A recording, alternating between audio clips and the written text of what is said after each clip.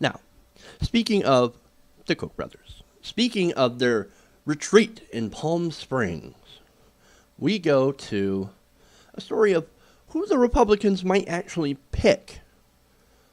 Not the Republican Party, not the constituents. I'm talking about the money primary. I'm talking about the money interest, the wealthy donors. And the wealthy donors were there in Palm Springs, along with a bunch of presidential contenders. You had your Rand Paul. You had your Ted Cruz. And you had your Marco Rubio. Now, who did they choose? The wealthy donors. Who did the wealthy donors choose to be their standard bearer in a straw poll that was taken at this resort?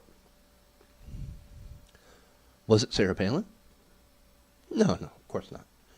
Was it Rand Paul? What about Ted Cruz? No, my friends. Senator Marco Rubio.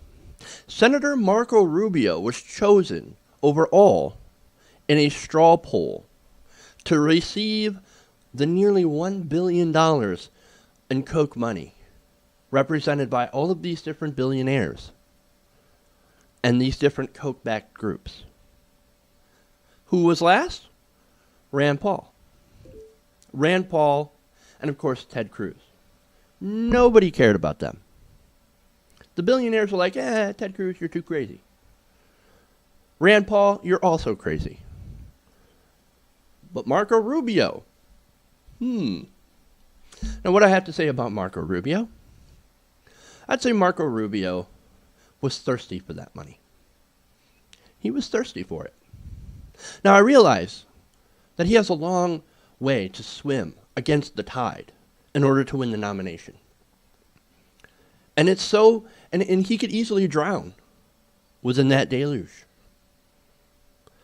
But perhaps with that flood of money, he could leave all of that criticism in his wake.